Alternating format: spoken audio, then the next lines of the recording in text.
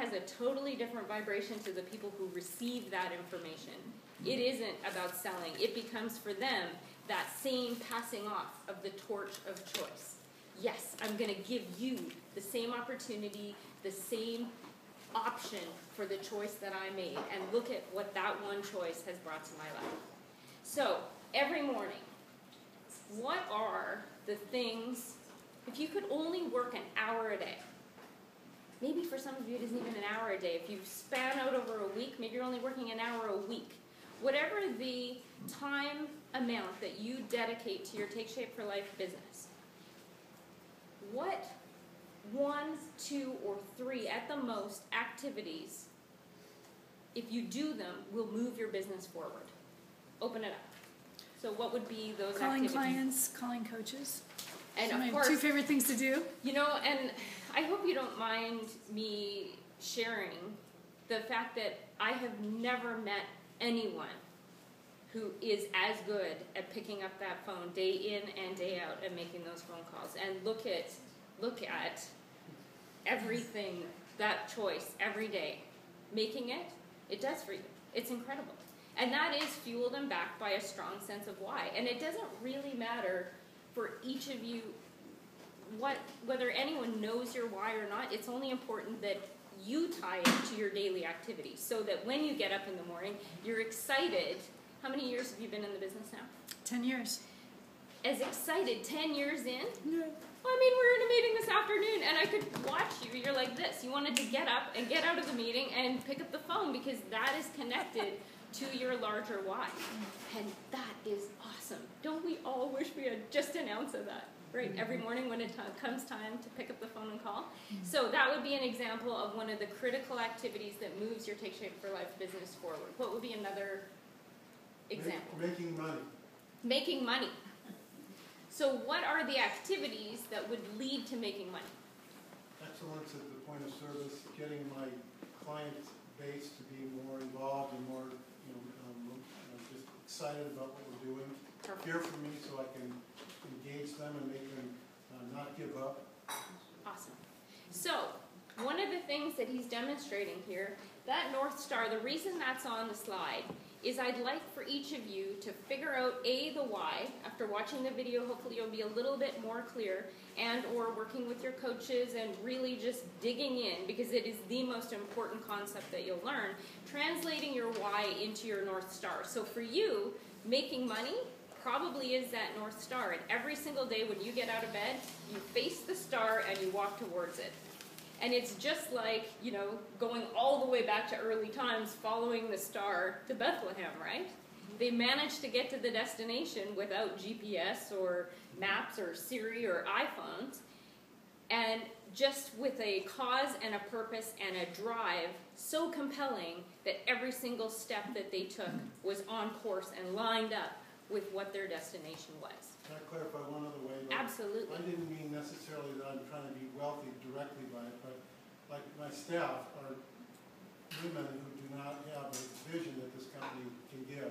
But when my wife started showing them about the money side of it, they got really excited, and now they're like wired for sound. So it was a means to an end. Yes, and you know what? I'd like all of you to really, any of you that are in the audience who are a little bit afraid to own the fact that money really drives you, or when you were talking about the competitive edge, right? And watching somebody else, i.e. them, climb the ladder, if that is part of what makes you tick, absolutely harness that and ride it like a racehorse, because that is part of what fuels you and makes you tick.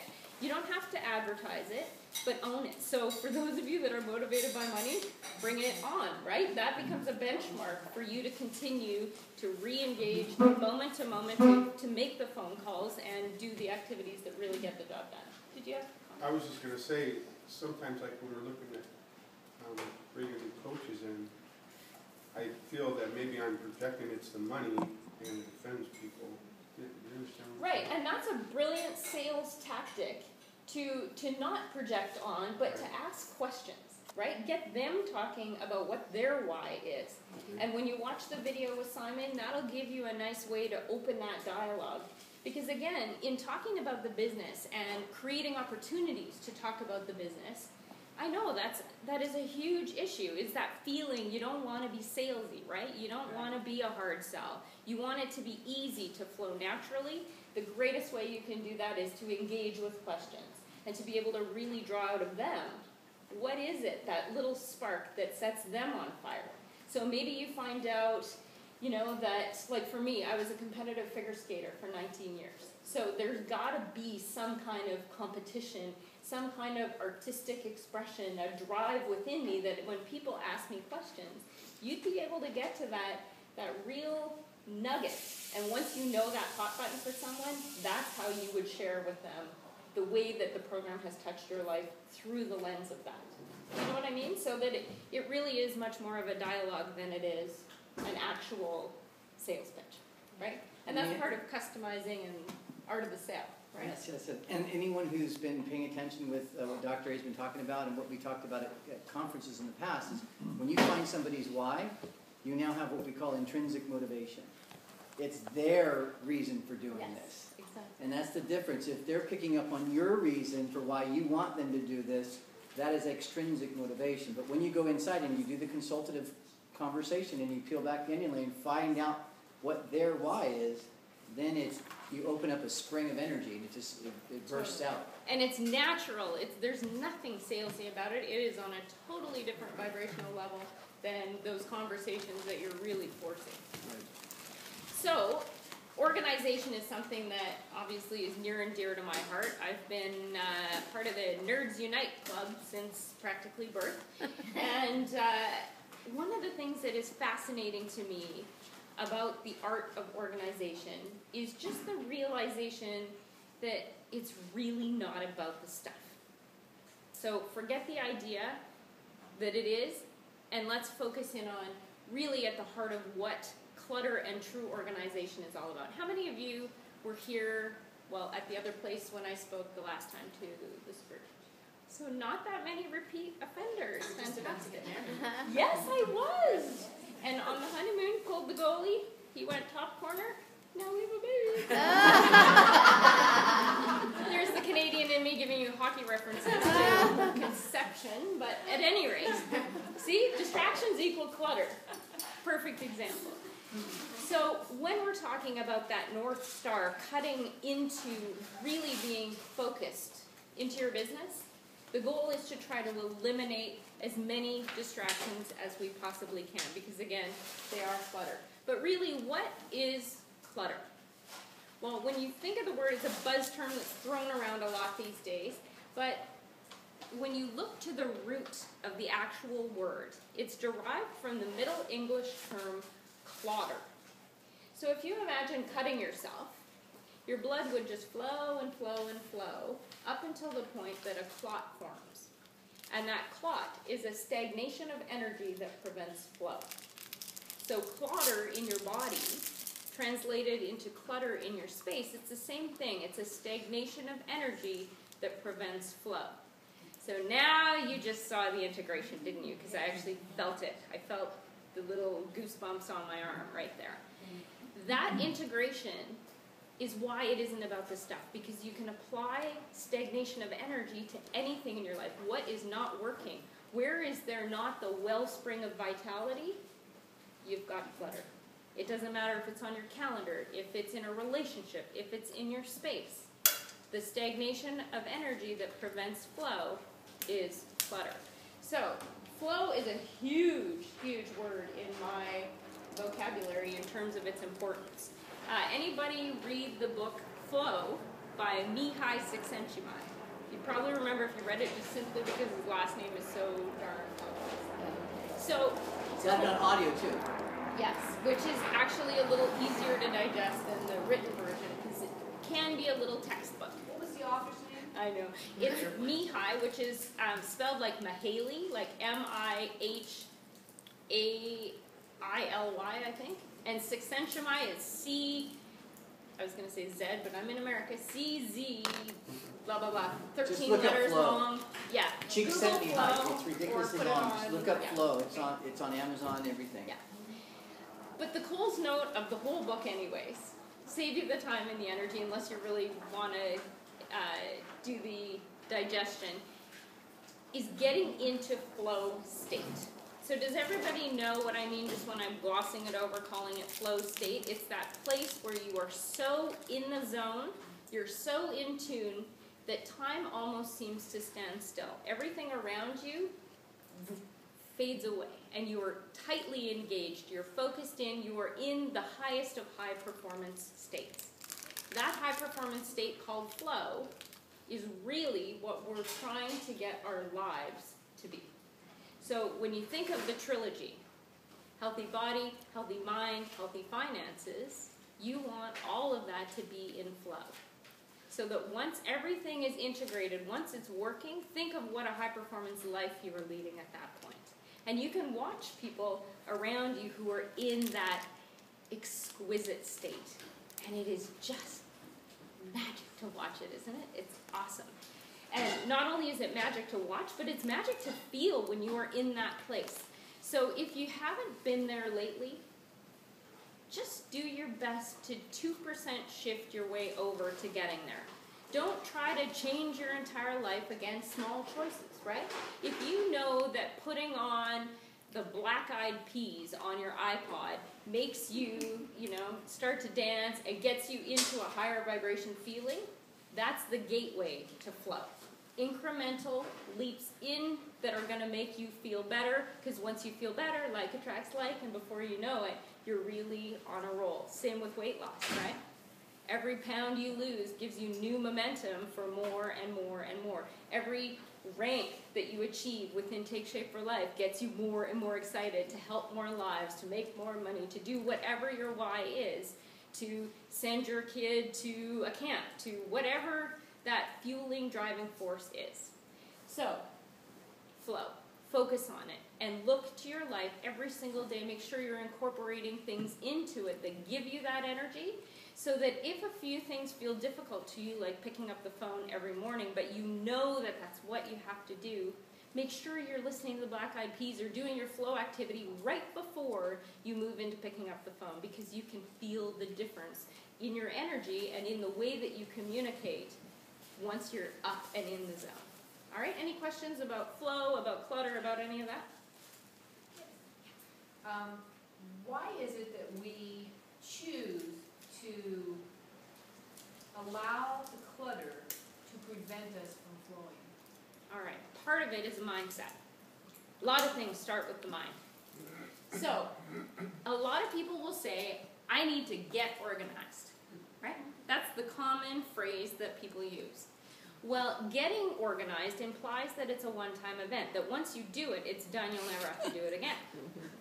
But as Whitney's laughing, it's not. It's not about getting organized, it's about being organized. It's a state of being, it is a way of operating in the world every single day. Every choice you make, do I lay down the jacket here? For now. For now is the death of organization, by the way, because for now means, this jacket that was hot that I took off when I walked in and I'm going to put it right here. What happens to the energy in the jacket when you put it there for now? Cools off. Stagnates. Now you need motivation, whether intrinsic or not, to try to actually get up, to pick up the jacket and put it away where it belongs. Whereas if you just harness momentum, right, you can see it's all interconnected. Harness the momentum of coming in and the motion of taking it off to put it on the base of the stairs if the room is upstairs where it belongs. Keep it on the path. Keep it in motion. What is the tagline of Take Shape for Life? Life in motion. Life in motion. It's all integrated. It's the same thing. Keep it in motion, keeps vitality strong, keeps it from stagnating, keeps it from looking like piles of things everywhere, right? All right, so did that answer it to a T? We're going to probably continue to layer it on. If you're not going to make it, is like the difference between somebody who wants to lose weight versus be healthy. Yes, exactly. This is a lifestyle. And do you guys find that when you're talking to someone about losing weight and you say, oh, but it's a lifestyle, that it kind of misses the mark? They all know it. People. They do know it, but nobody wants it because they want the silver bullet that right now is going to help them to lose 70 pounds. They want the pill. What's that? They want the pill. They want the pill. And I'm sure all of you want the pill for your office too, or the pill for whatever it is. For the business. For the business, exactly. And that's the fun secret of it all. Just apply what you've done with your weight loss. The pill is the daily choice. Keep it in motion. Vitality, keeping it strong. So, it is a process, it's not an event.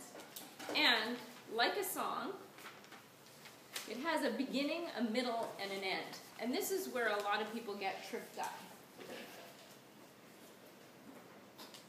So, we have some physicians in the room. What happens in your body? It's also a process, a system. It's not an event. When you are looking for energy, vitality, you ingest food to get the calories, you digest it, and then you excrete it. Keeps everything flowing, the body's systems intact. When you talk about organization, same thing goes. Things come into your space, you utilize them, and part of the natural system and the way of keeping everything in motion is outflow or let it go. But that's what I usually see is the problem with most people, especially if we're talking about spaces and houses. I see a lot of constipated offices and houses. They're not letting anything go. And when you think of simple little rules, I know you love it, eh? 1 in, 1 out. You've heard organizers talk about that? So that when you, for example, a new pair of shoes, which Whitney saw my uber nerdiness tonight, because I was in flip-flops earlier, and of course have my little clear shoebox with these shoes in it, that 1 in, 1 out. So where are my flip-flops? They're in the box, right? Interchange, in and out. I limit, actually, the number of shoes that I have. And that has only just come about in realizing the lifestyle. I travel a lot. And when I go away for 3 to 7 weeks at a time, I start to realize how little I actually need, right? It's 80-20 rule, sometimes 90-10. You always wear the same things over. So what is all that extra stuff? It's excess. Now, one of the other really probably deep for this kind of group environment, but what I'd like you to take home to meditate on or to really think about the profound nature of this quote. Enough is as good as a feast. So, and there you go, there's a food piece that you can talk about with clients or with people as well. So pondering on that, enough is as good as a feast. What is the point of a big feast when you eat to the point where you're full? What's everything else? Excess. It's a waste. Why bother? So when you bring it down to just what's most important, that enough is at the heart of what satisfies you, your business. You know, business success is not comprised of a million different things. It's comprised of a few critical moves that are executed, repeated and repeated and repeated, and executed very well. It is the calls over and over again, and knowing what those activities are. And I think that's one of the coolest things about a system like Take Shape for Life. They give you the system. All you have to do is follow it. And your own story that you bring into the system is going to be what gives it life and energy. It's almost like your body when the soul is in versus when it is out. I lost my dad. It was very close to the last time I saw you, Aaron, so I don't quite remember how. He passed away on New Year's Eve. It'll be 2 years ago. And walking in and seeing my dad once he had passed, what an amazing experience. Because there was not a doubt in my mind that his soul had left the building. It was like he had taken off a jacket and thrown it on the bed and left. Because the casing was not the man. And that was the best closure I could have personally had in such a situation. To be able to see that and know, wow, he is someplace else. Regardless of what you believe in terms of, we don't need to talk religion and higher concepts tonight, but when you have an experience that hits you inside, that it shapes all of your future beliefs and helps you to make different choices. Those are those defining moments.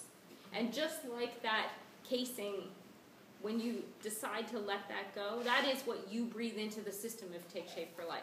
The soul is your experience, your story, and you're breathing it into the life of the skeleton or the structure of the system that is your business.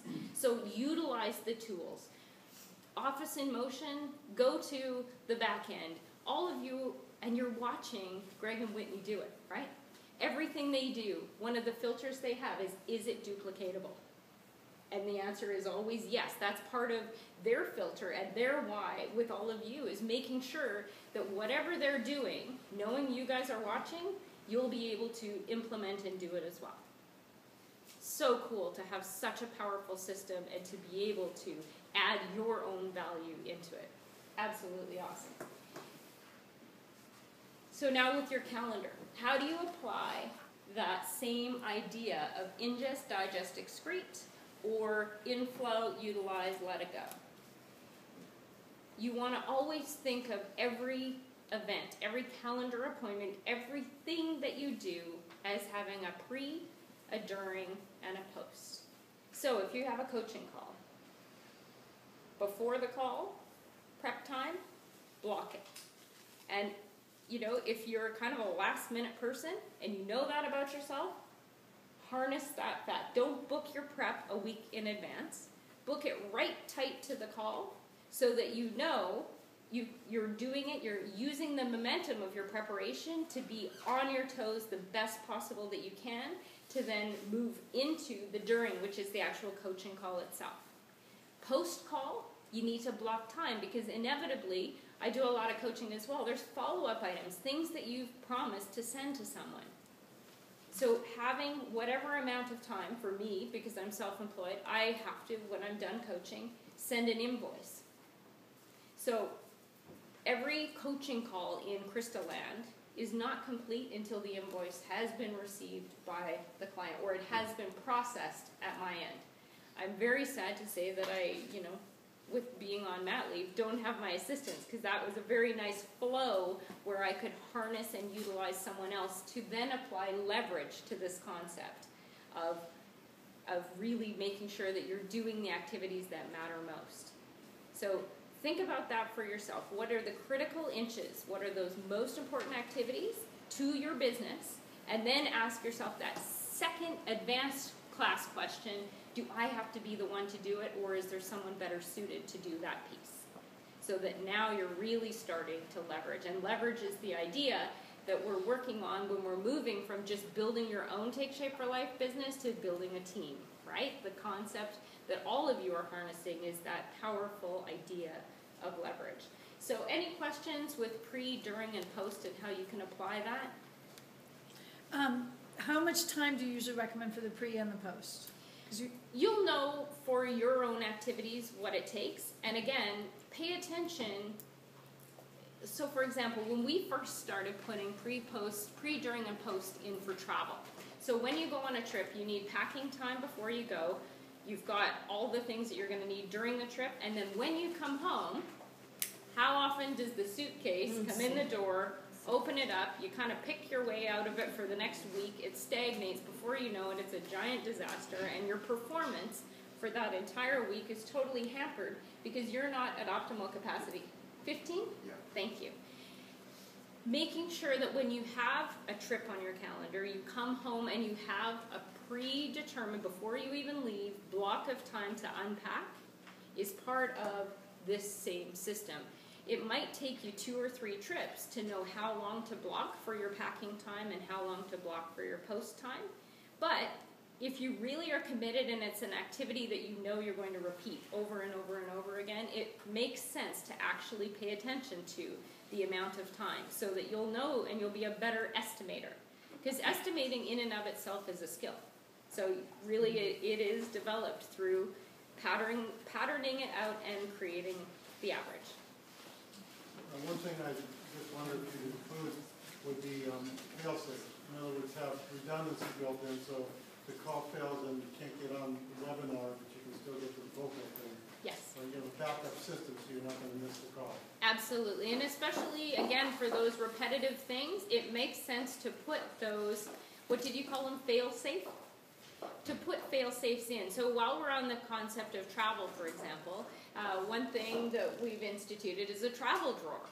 So that if you travel a lot, every time you think of something, oh, I want to remember to take this to St. Louis, immediately you would go and you'd take it and you'd put it in your travel drawer. Add it, add it, add it. The minute you're ready to start packing for St. Louis, you open the drawer, 9/10 of your items are already there. If it's something you use regularly and you don't want to forget, jot a note and put it in the travel drawer. So that, again, you're applying that same principle to any of the activities that you do a lot. Some of you might not travel much, so just think about your own repetitive activities and apply the same idea or system into that. Any other questions on that piece? Yeah. And it is really all about creating a system that you can trust. Anybody's office ever looked like this before? Post-it, hell or heaven to some people. Post-its are the crutch of the visual. So people are naturally either pilers or filers. Pilers think visually. They think in pictures, colors, and locations. So they could go and call to their assistant at their office and say, hey, yeah, go to my desk. Go to the third stack to the right, go halfway up the pile, there's a sheet of yellow paper. In the top right-hand corner, written in blue ink with a circle around it, there's a phone number. Read it to me, right? You all know who these people are. Then you've got the polar opposites. You've got the filers. They think very linear, that analytical brain that is turn-by-turn directions. Don't give me a map. I just want to know line by line how to get there. Generally speaking, their spaces look like nobody lives in them because everything is neatly filed away. However, they always get the golden award for being organized.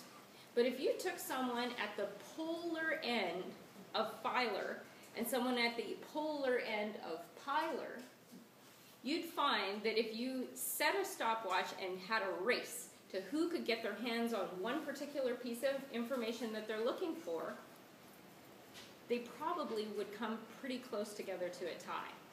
Because the filer might have 100 file folders that have a single sheet in each one. So for them to find that single sheet is going to take as long as the person sifting through piles and piles of stuff.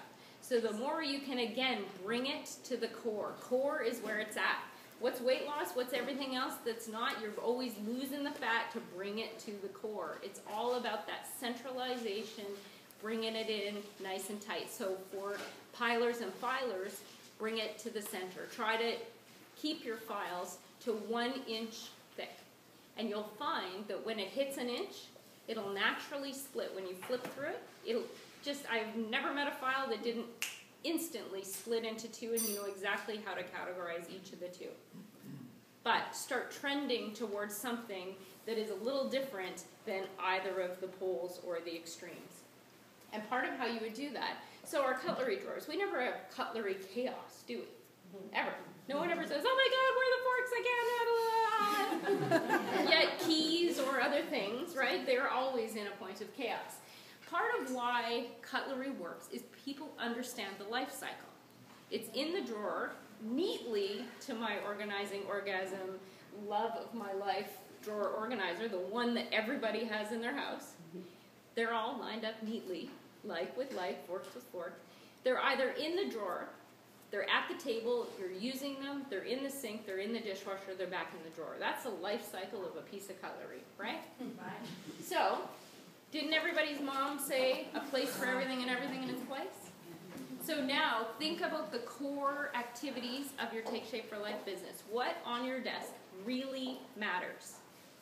You need to have a place for it, but not just one place. You got to think of it like a piece of cutlery. So your file, let's flip ahead.